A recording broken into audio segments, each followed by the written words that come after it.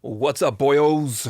We are here to check out a new record, and that new record is 72 Seasons by Metallica. Pretty interested to check out this record. I checked out Lux Eterna, but yeah, I think these guys still know what it means to have a variety of sounds on a record. An album still means something to a band like Metallica, so I'm curious to check out the whole thing. The sucker is an hour and 17 minutes. But first, what I wanted to do was take a brief look at Metallica's history. I want to condition my ears to the sound of the style of music and the sound of the productions. First album, 1983. The band started in 81. We got Kill 'Em All. So Hit the Lights was always fun. It does this big long fade open, you know. Yeah, and we get to this. First song of the first record. Then you can get to songs like Four Horsemen. Little swing vibe on the guitar, you know? You don't really get a lot of records these days that sound like this, because this is just very rough and on tape, you know? They didn't get the pleasantries of editing. So moving forward, the next record they hit was Ride the Lightning. Couple of things that you kind of just have to point out. Creeping Death. Immediately, it sounds like they went from a garage to a recording studio. This is definitely a live favorite for people. They got the big chant in the middle. Where is it? That one's great. Fade to Black. This was one of their first, if not their first, sound into like more clean, ethereal sounds. Now this is where they really brought in like having clean guitars for like intros and verses, and then you hit the distortion on the chorus. Or the pre-chorus and so on, and then like just you go crazy from the bridge. Shout out to Cliff Burton with all the bass work. He had a bass solo on the last record. A lot of work on this record. You know, R.I.P. lost his life during the Master of Puppets tour era. Call of Cthulhu is an instrumental, really cool, ethereal, creepy instrumental. Just takes you somewhere else, and the sucker is almost 9 minutes long. Now we're getting to some more legendary records. Moving to 86, Master of Puppets. I mean, what else do I really have to say? You got Battery. Production really shot up too, by the way. There's a lot more attack on the drums on this compared to the last two records. For a lot of people, peak Metallica. I won't agree to that 100%, but this is when they found their stride, you know what I mean? Someone once said Lars Ulrich is like the Ringo Starr of metal, and I think that's fair, because he's like, you know, arguably a very dumbed down drummer, but there's still a pocket and a life to what he does that's really just there to support the guitars. And I think that's a cool way to look at it. And Lars just understands how to keep that pocket. He doesn't really have to go outside of it. Thing that should not be. This one I love. I just want to point out. Tell me this riff ain't chonky. Now, Master of Puppets had an instrumental track, Orion. Just another riff salad, you know what I mean? Beautiful music when you really give it a chance, you know what I mean? This is probably one of my favorite riff licks off of this record right here.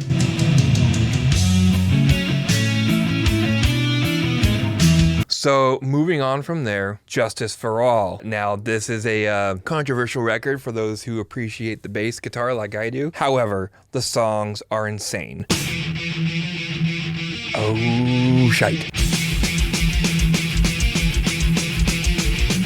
Now, the production, it got more crispier, more punch. As we know, the bass really isn't that present, so we don't have all the low-end power that we get later. They hadn't learned that lesson yet, you know what I mean? Short of Straw, one of my favorites. That's angry, man. That could be like a hardcore fight band, production included. Like, that could turn into something very pissed. To Live Is To Die. I think this was a song for Cliff Burton, as a homage song for Cliff Burton after he passed. Another instrumental. Very sad song. All right, moving on. Metallica. And I don't mean the band Metallica. I mean the album Metallica. Some of you might know it as the Black Album, but this is the one with the songs. Let's just note right off the bat. You hear that bass, don't you? I know you hear that bass. Bob Rock was the producer, and he came in and told these guys that they were missing out on opportunities. They were shooting themselves in the foot by not taking bass and low end overall into account. I mean, shit, this it still sounds good. Unforgiven's great. What's cool about this one, this was the start of a 3-part song setup that would happen across a couple of the records. Part 1 here, not knowing that they would do part 2 and 3. This is the Unforgiven. Now what they did in this is, at the time it was kind of like a cool idea, they reversed the clean guitars in the intros and verses, distortion in the chorus, and flipped it on itself and made the verses be the distortion and made the chorus be the clean guitar. That's using your brain. Here's what I mean. It starts like this. This is kind of like the chorus without vocals. Verse. Then, great pre-chorus. Here comes our chorus, clean. That's fantastic. I can tell you something about this production. Like, Bob Rock came in, and he didn't just say add more low end. These guys were used to recording separate instruments. Like, you do drums, and you did like bass, and you did the guitars, and you did vocals. What he had them do was play together in the studio, like a traditional band would. It kind of sounds like something that would happen today, right? Most of what you're hearing, especially on the drums and the bass side, are from the live performances, and they would overdub guitars and of course vocals, but like there's a certain energy that's just happening there that you can't recreate one piece at a time. Like they feel off of each other. So when you hear them play, you're hearing this band play together and feeding off of their tempos and their inflections. Like they move together without the click. That's the life of the song. Like you could probably under a microscope hear where guitars and drums come in late and early all the time. But you don't hear that as a listener because you're just hearing the whole song, which has its own life to it. All right, so this is where things start to get a little controversial. I am a fan of pretty much the entire catalog minus Lulu, because that was just cuckoo. For me, Load, Reload, and Garage Inc. That's what I actually got introduced to. I got a VHS from an old friend that had a concert that featured songs from this, so naturally I jumped to these songs from Load and Reload. Essentially, Load and Reload are the same record. This has a lot of changes in their sound, both in production and songwriting. Less gain, they dropped down half a step. They started inserting a lot more blues, a little bit of country, depending on the song, other small, alternative styles into their rock, and you got some really, really cool songs. Now you'll notice right off the bat, all the reverbs are almost gone from any of the past records, especially Puppets on the Black Album. They had so much reverb, but almost none here. It sounds more like they're just jamming like in a large studio. I will admit, this is the record where we got a lot more of the yeah, and he did not let up. Reload is actually more of a favorite of mine. I got a lot more songs on here that I prefer. This is also where Fuel came in. Give me fuel, give me fire, give me that which I desire. Notice, by the way, the more live style production that they have going. When you're listening to this, you have one guitar on the left, one guitar on the right, and they're playing two different things. There's not like even left and right parts.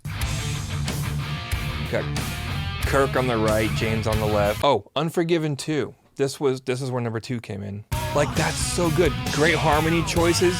They're playing a chorus and Lars is on the hi-hat and I'm not complaining. Fantastic songs. Okay, moving forward, Garage Inc. They did this album with covers. It's really cool. They did Saint Anger. Very, very trashy production, obviously. You probably heard of it. Ugly EQ, ugly snare. I think they did this in like drop C and then a couple of songs in like drop G and stuff. It was really weird. These guys were having some serious midlife crisis at this point. Yeah, it was interesting.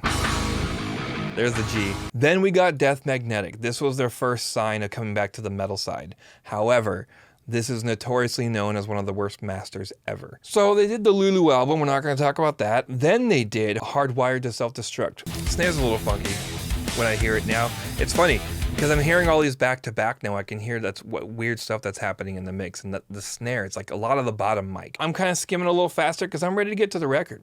With all of that being said, we're going to get into it. We're going to start right at the top. I think this is single number 4, 72 Seasons. I don't think I've actually heard this one. I thought that was frantic for a second. Still more on the low gain side, but chonky low gain. The cymbals almost sound over EQ'd. Everything else sounds great. See, like, despite Lars' limitations, like, there's a pocket that he knows how to keep. You know what I mean? It's like, it's easy to headbang to just kind of nod and follow along. Waiting for it. As a producer who works on metalcore and deathcore, I'm so used to this ADD style of production. So, like, my brain's been trained to that. I forgot what it's like to not be in a rush, you know? Even though this is, like, fast-paced, it's not in a rush to get anywhere. Kirk's definitely, like, he used to be a shredder, but as soon as he put it behind him, he's just a lead guitar player now. Like, I think he's maintained the skill set he got, but then he kind of, I don't feel like he ever pushed it further, you know? This feels very Death Magnetic to me. All right, we're gonna go right into Shadows Fall. We've got another riff. Okay, there's something different. Now that I've heard that, I know what it is I'm looking for. I just want to hear a little bit of vocal variety, not a lot, just a little bit. Like, this feels very stock James Hetfield vocals, and there's nothing wrong with it. I just think that was a little bit of some sauce, and I want to hear more. I feel like you could make a Kirk Hammett AI, and I don't think it would be difficult. I say no! Really? Okay, not bad. So Shadows Fall for me. I just want to point out that I think it had good grooves and a dash of some sauce in the chorus. However, some lackluster parts that kind of feel recycled. Just a little bit. I'm saying this very respectfully. Always gonna be a Metallica fan. Next song is Screaming Suicide. I think I've heard this. We'll find out. It's shadowy. This is very Reload. To Screaming Suicide. Like, you could have used that. Not My Name Is Suicide. That's a little on the Gouda cheese side, you know. Metallica are of the older variety.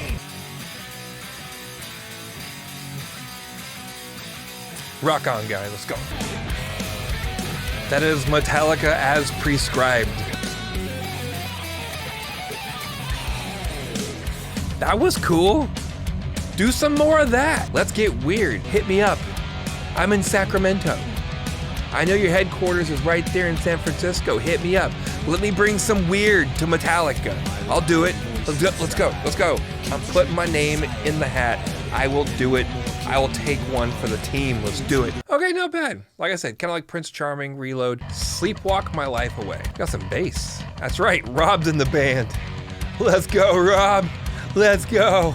So far, we have some sauce, ladies and gentlemen. I would have made them actually try something different. You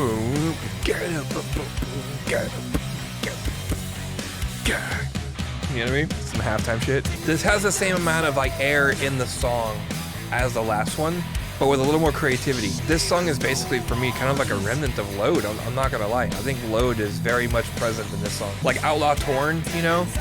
Like, it's a faster paced song, but dynamically. Outlaw Torn. It's like we're finding a lot of their history throughout these songs one at a time. I bet it's not intended, but that's just what's happening. So I gotta say, I'm sitting here noticing like how their rhythm guitars aren't very wide compared to the extreme mixes that we do today. Like, it's just panned left and right, guitar leads down the middle, solos down the middle, vocals down the middle, kicks a little in, snares a little in maybe. I want to hear a little more push in the songwriting. I figured, why not, you know? Part of trends are like to push yourselves and go outside of boundaries these days. I feel like these guys made a big step when they did the Black Album, when Bob Rock came in and said, hey, do more low end and more bass and stuff and other methods that I want you to try. Imagine if they took a shot at doing it again. Let a guy who's used to producing like weird ass modern metal like Darko and Left to Suffer and stuff, and infuse some of that into there. I would work on song arrangements, maybe a little bit of the mix side, not too much. I would try to maintain a lot of their tones and stuff. But like, imagine if they just had a little bit more of a modern song arrangement style. Cool. That wasn't bad. You Must Burn. Oh, this is perfect, because like it says, oh shit.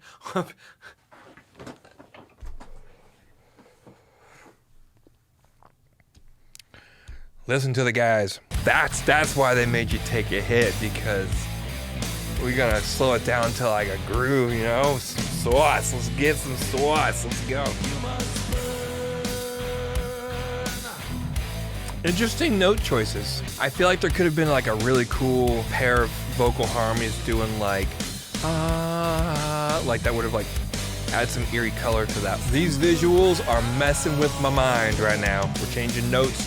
Guitar solo must be coming. Black Sabbath has entered the chat. Where'd they? We're going a little Alice in Chains, are we? So far, this is what I've enjoyed the most, I think. I feel like we've just gone to psychedelic Rockville, you know? Thanks for telling me to smoke first. So this is Lux Eterna. We have already checked this out. I believe I have my own video on the YouTube channel. Lux Eterna!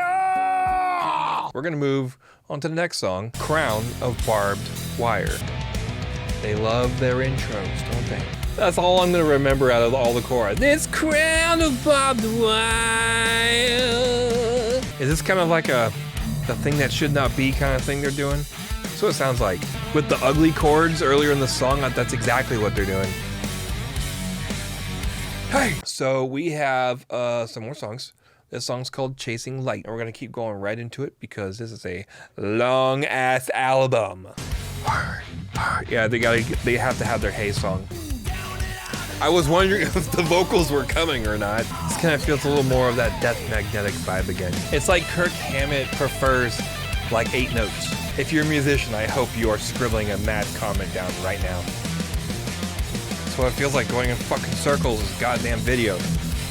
Ugh. Oh, I thought that was my Windows media player for a second. This visual's a lot more me. I gotta give it to them, like they're actually trying a few different things in this song. That's what I'm looking for. Hey! I think Kirk's solos is what would be the most challenging to produce. Like, how do I take him to a new place while still keeping it Kirk Hammett? You know what I mean? We're still here. Okay. So what if he did? Can you tell us more, please? You guys have it in you. It's there. Not bad. I like it. Too far gone? No, I'm still here. We're still here. I promise. We're gonna make it. Come on. Take off. I was waiting for some...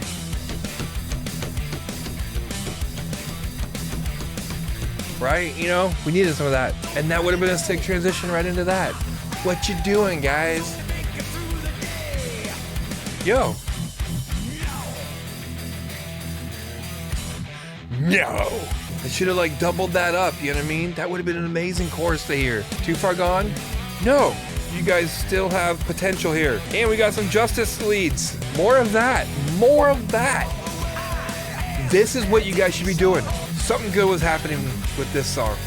And the one before, but this one especially. Or what if that was a throwaway song and they're like, yeah, we just kind of like did whatever, you know, we just kind of like, we just jammed one day and we kind of slapped it together because we just had some unused lyrics that we wanted to put on the record or something. Something crazy like that, just nonchalant. And I'm like, dude, this is how you make your music, man. You fucking just let the natural flow happen. And I'm not saying that's what happened, but would it be funny if we did? Room of Mirrors. We're on the last 2 songs. Okay. I don't know if it's just this song or if I've just been listening to this album for too long, but the kick drum sounds way different to me right now on this. Like I can straight up hear the actual beater, like the way that I hear it as if like my ear was at the kick drum or listening to a raw kick drum. Like it's really weird. I know they picked up the pace on this, but this song just doesn't seem to be doing anything for me. This one actually feels like the first throwaway as far as listening to the album from front to back, which isn't bad considering there's only one more song left. If we're gonna do more Metallica, can we just get more of these kind of leads and parts? Like this Injustice for All stuff, like really, this can fill up the space so much more and I would want it. Yeah, the song's just not doing anything for me. Good, I'm done with yes. Anna Morta, 11 minutes and 10 seconds. Let's go. Closer track, let's see where this goes, man. Okay, I was wondering if it was gonna be an instrumental or not. I wanna hear what these guys can do with some like metal tones, some real high gain metal tone again, you know what I mean? I can't help but think of the callback to My Friend in Misery on the Misery part. Man, this album is f***ing long. My back is f***ed up right now. So there's the first song inside of the last song. Let's see where it goes next. This is where Kirk Hammett belongs. Someone put Rob on the Rickenbacker. But looks like we're about to get saucy. This is definitely a little more outside of their zone right now. I was waiting for that Outlaw Torn. I feel like the big guitar solo, it didn't happen. This reminds me of Fixer from Reload and Outlaw Torn put together. Yeah, you know what I mean? More of that. More of that. Like, let's get creative.